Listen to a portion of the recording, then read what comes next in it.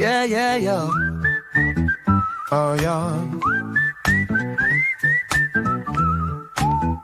Got question Chase, has got the facts, talking NFL numbers, he's got your back. A little chart trend ball, man, he's got it like that.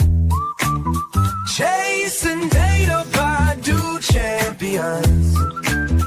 Chasing data applies to everyone. Chasing data, yeah, we're live today. Chasing data for always. Chasing data by do champions.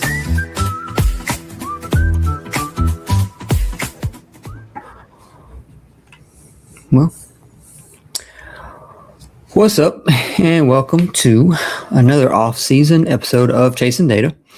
Tonight, we're going to go straight into all 16 AFC teams and discuss what their needs are for each team. Top 3 needs after free agency, where they stand, what do they still need. A lot of teams have addressed the majority of their needs, but a lot of teams still have a ton of issues and a ton of holes on their roster as we head into the draft. We're just a month away from the draft, so we are really getting ramped up for what the draft has to offer for a multitude of these teams and who's going to make a big splash move. Last year, we got surprised by the Browns and the Jags making that first-round trade that no one really expected, to be honest, not that trade. And that has had ramifications that has now entered into 2026 and going forward.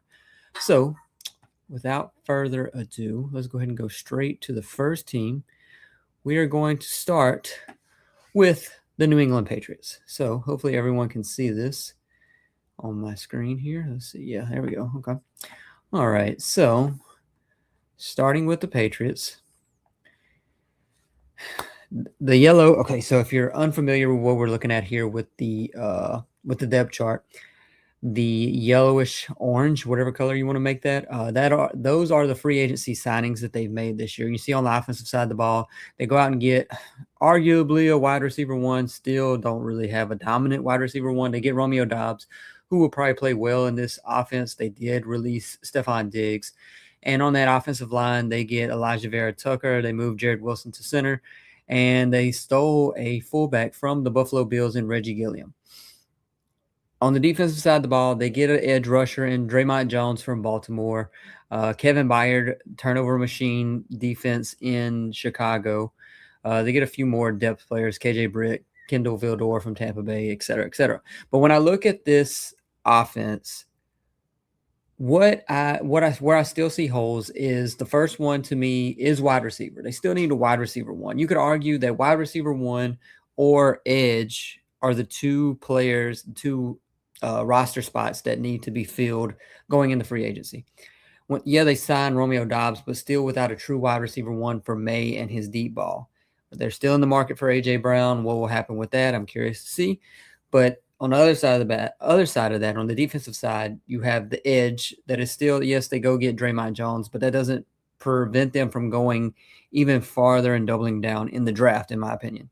They were still bottom 20. They were at 24th best pass rush per PFF last year. So, I mean, they even with Milton Williams, Christian Barmore, Harold Landry, they still have an issue with that front four. They were 26th in sacks with 35. Yes, Draymond Jones was a solid addition, but they still need more going into the draft. And then when you go back to the offense, the third biggest need for the Patriots is their offensive tackle. They need their heir to Morgan Moses. Morgan Moses is getting up there in age at this point. Will Campbell will still stay at left tackle, even though he had a terrible playoff run last year. Jared Wilson moves to center. I mean, they bring in AVT from the New York Jets, but they still need to add depth to that right tackle and the future of that right tackle position. So that is the New England Patriots. Simple enough. So now we will go to the next team. One moment while I pull them up. That would be the Buffalo Bills. Let me close some of these out as I go. All right, so Buffalo Bills, second team. We're going to go division by division as we go through this. Buffalo Bills, they traded for DJ Moore. They signed Kyle Allen. They signed Bradley Chubb from the Miami Dolphins. They get another Chicago Bear and bounced around last year. And CJ Gardner-Johnson. They get Geno Stone from the Bengals, and they get D. Alford from Atlanta. Not many additions for this team in the offseason. But their biggest need, when I look at what they've done so far in the offseason, is first and foremost safety. This and the linebacker group both ranked 22nd per PFF. They have Cole Bishop. I mean, I don't. If you're telling me, do I trust C.J. Gardner-Johnson, Geno Stone? No, I do not. I do not. I look for them to maybe go safety early on in the draft and see what they can do to shore up that defense. We know the defense. The story has been told 100 times about how they give up a ton of points in all their playoff losses. To continue on that defensive side of the ball, I mean, I think we trust what Josh Allen can do regardless of what offensive weapons he does or does not have. But linebacker is the second area that I'm looking at on this team as still being a hole that needs to be filled. Terrell Bernard is the only starters in the that's returning this year. That's notable. I should say. They were third worst in EPA allowed per rush last season, a positive 0.05 per, and they give up the second most explosive runs last season with 65. So 65 is not ideal, to say the least. When you look even more at this team, when you go back to the offensive side of the ball, you could argue that they still could go wide receiver and get some more help in the wide receiver room. But I think they need to go and shore up that guard position. Yes, they have Alec Anderson starting here at left guard, but they need to shore it up. They lost David Edwards. Osiris Torrance has had a sub 60 PFF grade every year. So they need to shore up that guard position in Buffalo. Next team that we have staying in the AFC East. Here we go. The one and only New York Jets. So these are the bottom feeders between the Jets and the Dolphins. The Jets, they went out and added Dylan Parham from the Raiders. Geno Smith, they traded for from the Raiders as well. It's always a good sign whenever you get two Raiders on your team. You know, I mean, it really bodes well for what you have going on in your locker room. So that was their two offensive additions. Obviously, they keep Breece Hall. They traded for Tavondre Sweat, trade away Jermaine Johnson. Also signed David Onyemata, Kingsley Enagbare, who had some solid seasons in Green Bay. They reunite Demario Davis with Aaron Glenn in this defense. Joseph Osai, who was the lead pressure getter in Cincinnati last year. I think he had around 45. Nashawn Wright, who had a breakout season, had almost 1,000 snaps last year after totaling around just 300 in his first 3 seasons. Dane Belton they get from the Giants, and Mika Fitzpatrick, who they trade for another leader on that defense, trying to revamp what they have going on. But when I look at this team, the first thing that obviously they need a quarterback, but they have Geno Smith to bridge the gap. But as of right now, they need another wide receiver. I mean, you could bring a quarterback in, but you're not getting Fernando Mendoza. So are you bringing in Ty Simpson to a wide receiver room that's not the best? And that's why I think they should use potentially their first pick. They have Garrett Wilson and friends. Yes, they have A.D. Mitchell. They have Arian Smith. These players kind of showed up at times, but are they dependent on what you want to build around going forward? Going back to that quarterback room, Geno, like I said, is potentially fine for a bridge quarterback, but you don't want to force it with a dumb pick early in the draft. They have, 14, 16? 16-ish, whatever Indy's pick is in the first round, along with their own first. They're obviously not taking Ty Simpson with that first round pick, potentially for the second one. But I mean, we know how quarterbacks go. We know the likes of Dan Orlovsky is trying to change the narrative about what these quarterbacks can do in the NFL.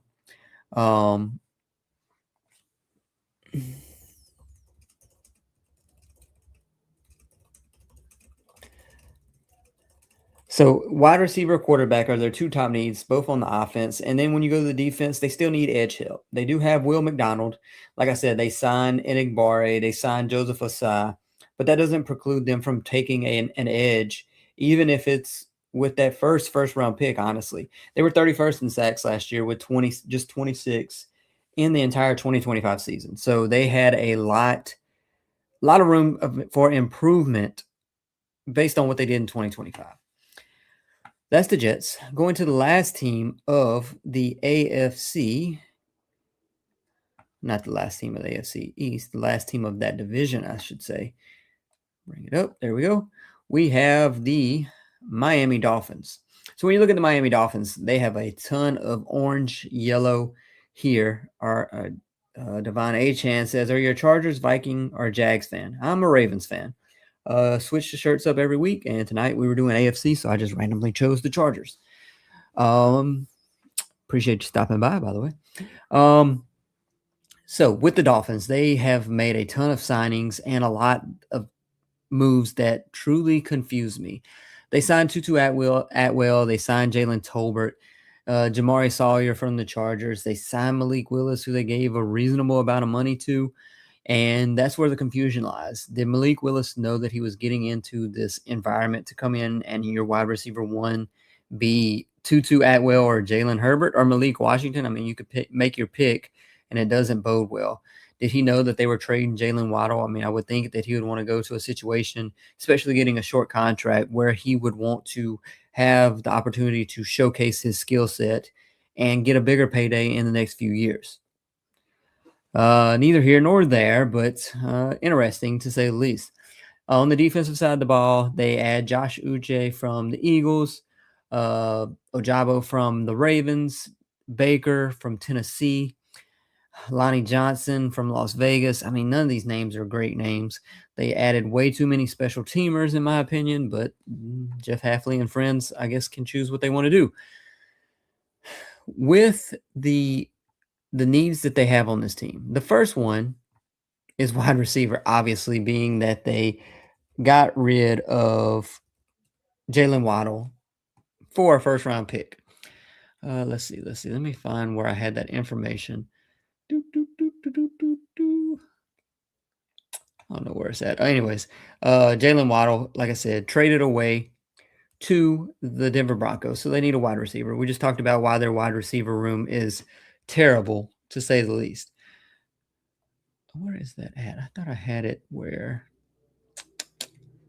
their wide receivers, nobody's had over like 500 yards in a season. I mean, it's just been terrible all around. So that's easily their number one need for 2026. When you look at the defensive side of the ball, we know the defense was one of the worst defenses in the NFL. They started like the first third of the season having the worst EPA allowed per pass. They were just getting ate up by any and every quarterback. It started with Daniel Jones and just precipitated from there.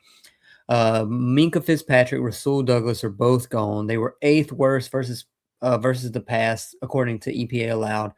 I mean, they improved towards the end of the season, but I mean, this room is completely redone. They have a whole new defensive scheme going on in Miami. And then when you look at the front four, they do have Chop Robinson. Jalen Phillips is gone last year, who was traded to the Eagles. Bradley Chubb was released. They were last in PFF pass rush grade last year and 26th in quarterback pressure rate. And now they've lost Bradley Chubb. So you put all that together, and I mean, they have holes almost anywhere and everywhere. I mean, what positions do you feel comfortable about? Parts of the offensive line, quarterback, running back. Outside of that, I think you take potentially best player available for this team. So that is the AFC East. So as we continue, next team, we move to the AFC South. And let's pick the team that won the AFC South to begin with, the Houston Texans. So when you look at the Houston Texans and what are their biggest needs? Here we are again, third year in a row, and the biggest need is still offensive line based. I would say they've improved. They've signed Wyatt Teller. They've signed Braden Smith, who were two solid additions. They traded away Titus Howard to the Browns, but I mean, they've added some, but it still doesn't preclude them from continuing to add in the draft as we move forward. We know how much Stroud was pressured. It was less than what we thought it would be going into 2025. That makeshift offensive line that they put together last season held its own, I would say. Mainly left guard. I mean, they did get Wyatt Teller, but center, they can improve for sure. And they definitely need to add some some deaths. Chargers ceiling 7-10. I agree. I mean, maybe 10-7 at best. Their offensive line, we're going to get to in a moment. Second need for the Houston Texans would easily be linebacker, a pass coverage linebacker to be specific. Yes, they have Aziz Al-Shahir and Henry To'oTo'o, but they could improve as far as pass coverage linebackers go. And then I think they could add in the defense we know is amazing. Defensive interior potentially, a run stuffer specifically. Ricardo, appreciate the follow, but you are pretty close with their ceiling. I mean, 10-7 is probably where they're going to end up. But that's Houston Texans. They won the division. Well, they didn't win the division, but they look to win the division in 2026 after winning it in 2024. So next team in the AFC South, the team that did win the division, the Jacksonville Jaguars. They did not make any real outside signings outside of Chris Rodriguez. That is the one and only signing that they've made outside of their current makeup of a team, but they decided to run it back with what they have and try again. They did lose a few players, the likes of Travis Etienne, H-Han, as he wants to say, have it said.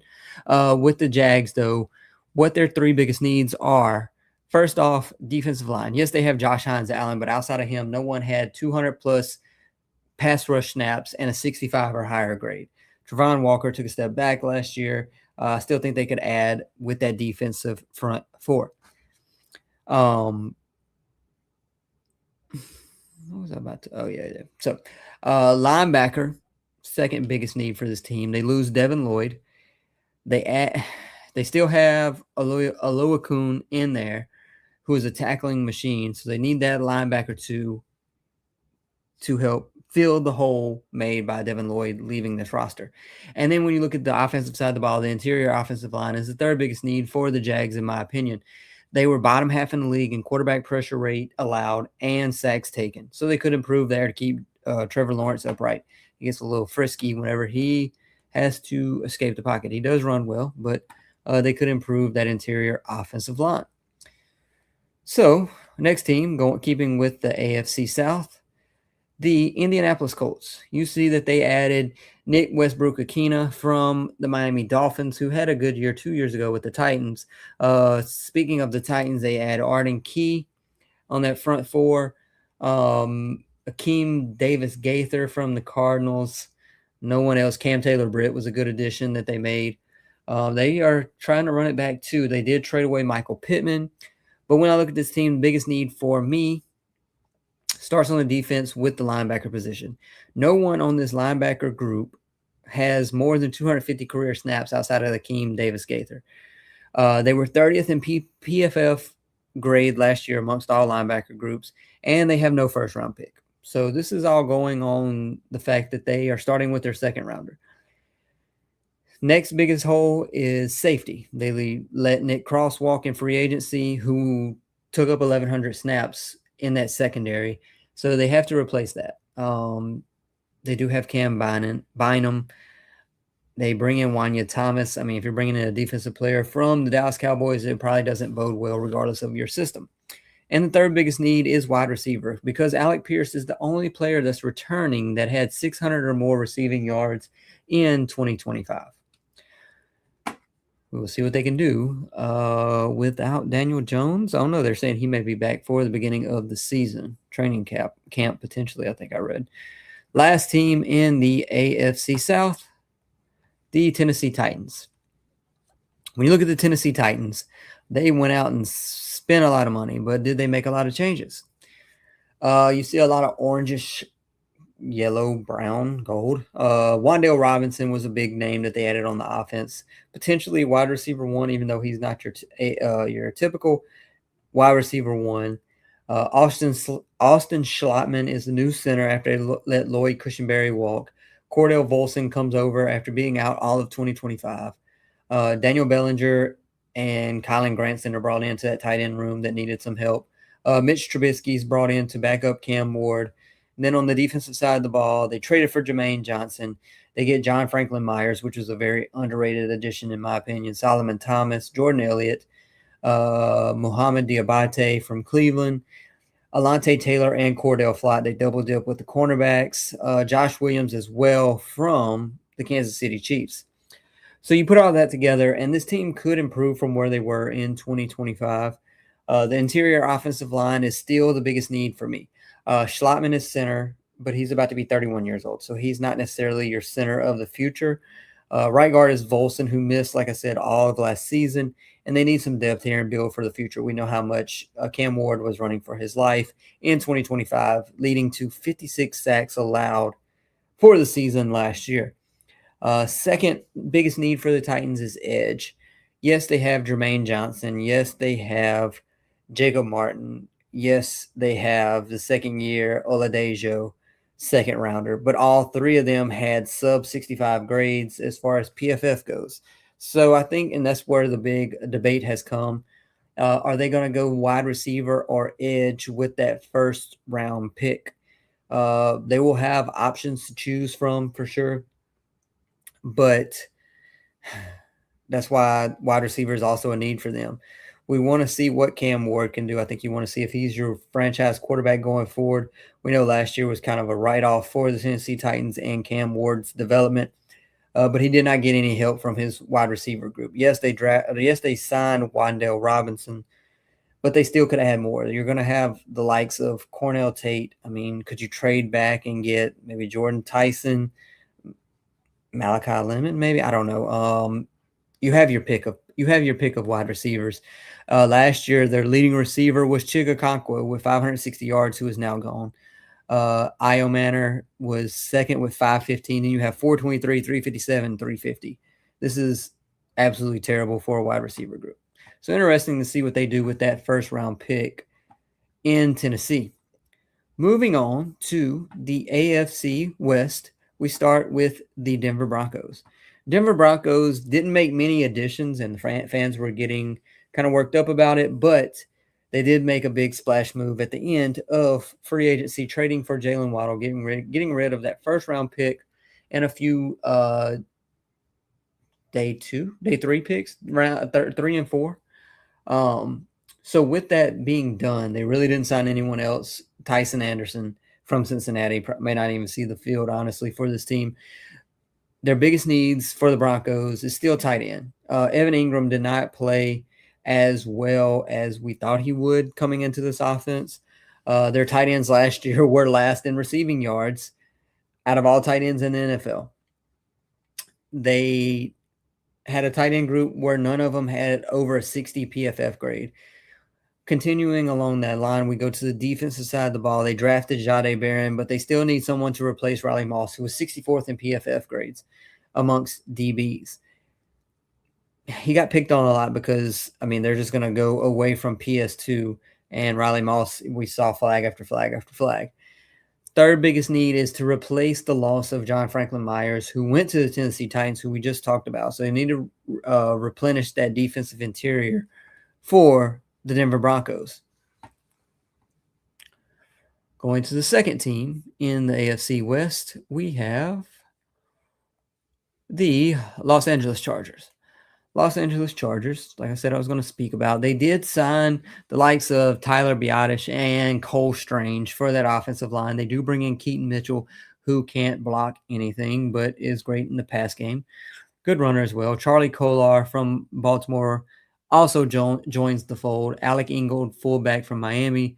Defensive outside addition that they made was Dalvin Tomlinson from Arizona. But when you look at this team, it's still the interior offensive line. I mean, the guard positions, honestly, they have Trevor Penning and Cole Strange as your two guards, which is not ideal. They allowed the second most sacks last year, 60. They basically lost their entire offensive line. They do have the two bookends with Rashawn Slater and Joe Alt, but that interior three, all gone. Both Cole Strange and Trevor Penning had a sub 55 PFF grade last year. So big need, obviously, to keep Justin Herbert upright. Second biggest need is edge. We know Khalil Mack is not getting any younger. Yes, he's still functional, but at some point, it's going to be it for him. They do have Tuli Tuipulotu, who had a great season. They were fourth in quarterback pressure rate, not bad, but now they also lost Odafe Owe. And like I said, Khalil Mack is a year older. The third biggest need for me, I don't know if a lot of people would agree, but it may be wide receiver. They could be better, I feel, at wide receiver. They have a solid group, but no real dominant players, honestly. They did lose Keenan Allen as well. Moving on in the AFC West, we now have the Kansas City Chiefs. Kansas City Chiefs. Biggest need on this team. We know that Patrick Mahomes may not be back for the beginning of the season. Thus, their trade for Justin Fields, which will be interesting to see what happens with that. But their biggest need was their two DBs who went to the Los Angeles Rams in Trent McDuffie and Jalen Watson. Their top three now are Christian Fulton, Noel Williams, and Kader Kahu from Miami. They have 2 first-round picks, so I would assume that they're going to use one of them on a DB. I mean, this secondary is extremely depleted. Second biggest need, defensive line. Chris Jones has been in the league. This is year 11 now. They need pressure help. They were 26 with 35 sacks. Only George Karlaftis and Chris Jones are back, who had 25-plus pressures last year. And then the third biggest need is wide receiver. I mean, we thought that Rashee Rice was going to take another step forward. Xavier Worthy has been not worth the first-round pick thus far. Outside of him, they have Tyquan Thornton, who they brought back, and no one had over 600 yards last year. So they did add Kenneth Walker, Kairos Tonga, who's a great addition to that run D, Aloy Gilman, who played well once he got in Baltimore last year. Next team in the AFC West, team that finished last and who have the number 1 overall pick, the Las Vegas Raiders. We know that the biggest need is obviously quarterback. They're going to fill that first pick with Fernando Mendoza. After that, you have wide receiver. They currently have Trey Tucker, Jalen Naylor as your wide receiver 1s and 2. Jalen Naylor is good. Trey Tucker is okay, but it obviously could be much better for the likes of Fernando Mendoza. He does have Ashton Genty in the backfield and Brock Bowers, who could arguably be tight end 1 in 2026. Still need to improve that wide receiver room. Second biggest need, DB. They retained Eric Stokes and traded for Teron Johnson, but they were 10th worst pass defense last year. They did make a lot of moves, obviously bringing in the interior offensive line with Spencer Burford, and Tyler Linderbaum. They also added Connor Hayward at the fullback position, and on defense, they spent a lot of money as well, retaining Max Crosby after that debacle, bringing in Quiddy Pater to get after the quarterback, and then they double dip with the linebacker position with Quay Walker and the Kobe Dean. Going to be interesting to see how those two play out together. But outside of that, they could add more to that interior offensive line. I don't think it precludes them. They're not drafting a center, but they need depth to help protect Fernando Mendoza. And the last division that we're going to discuss tonight, the AFC North. And with the team that won it somehow, the Pittsburgh Steelers. Pittsburgh Steelers, quarterback is the biggest need, I would say. I mean, even if Aaron Rodgers comes back, I guess, I don't know. He's the king of the behind the line of scrimmage passes, had the lowest ADOT in 2025. Second biggest need, they traded for Michael Pittman, so they got another wide receiver. I would say that's still their third biggest need, though, is they need more dynamic playmakers alongside DK Metcalf and Michael Pittman. Second biggest need is offensive tackle. Broderick Jones was not good last year. I think they could improve that for the time being. Defense is good as is. The offense is where all three needs lie as of right now. Second team in the AFC North, the Baltimore Ravens. Baltimore Ravens, tumultuous offseason with the Max Crosby issues, did not extend Lamar Jackson, lose Tyler Linderbaum. I mean, lost a lot, honestly. So they obviously need a center. I mean, I don't know who's going to be the starting center. They could use depth here for sure. How do you feel about Mike Evans' fantasy value after 49ers picked him up? I mean, I think that the offense is going to be great, as always, in San Francisco. It's just a matter of his health. I mean, he could be taken, I would say, potentially 4th, 5th round in fantasy.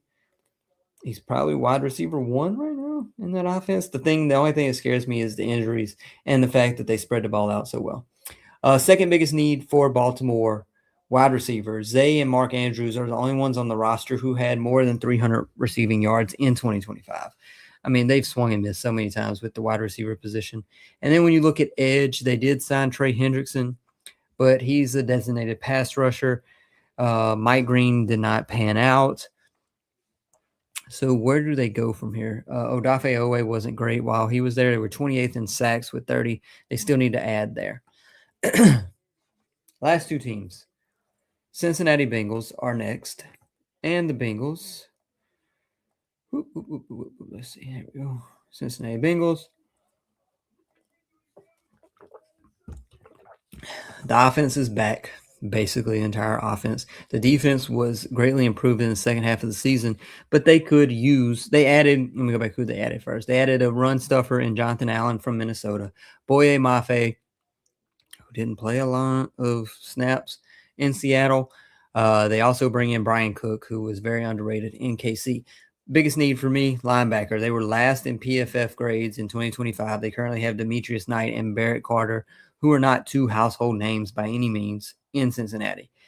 Secondarily, they need that defensive interior to be improved. They did add Jonathan Allen. They lost Joseph Osai, and that was the most pressures on the team. And thirdly, DB. They lost Cam Taylor-Britt. The defense got better at the end of the season, but there's still a lot of room for improvement, and they finished 26 versus the pass, which was greatly skewed based on what happened at the beginning of the season. And when we get to the last team, one of the most tumultuous teams in the NFL, the Cleveland Browns. So with the Cleveland Browns, offensive line is still the biggest need. Yes, they bring in Zion Johnson, which is not great. Elgin Jenkins, somehow get him on a good deal. Titus Howard, not the most outstanding name. They re-signed Tevin Jenkins. DeJuan Jones is back. But offensive line, need a left tackle. Right tackle too, I guess. Secondarily, they need a wide receiver for whoever's going to be the quarterback. Shador, I assume, potentially even Deshaun Watson. I mean, it's going to be a quarterback battle as we go into the offseason. They have Jerry Jeudy, and he's the only one that had 400 or more yards last year. Isaiah Bond looked good at times last year, but towards the end of the year, Cedric Tillman had a good beginning to the year, but it just hasn't been good. They have Harold Fannin, who was great. They have Quinshon Judkins, who was great. Dylan Sampson showed some burst at times, but they definitely need a wide receiver. And they still need a quarterback. Shador, I mean, all these people who argue it back and forth, he was next to lowest in EPA per drop back. He runs for his life no matter what the pocket looks like, so they could still add to that quarterback room. So those are all the needs of the AFC. Thanks for everybody stopping by, and we'll be back next week to discuss the NFC needs, all 32 teams.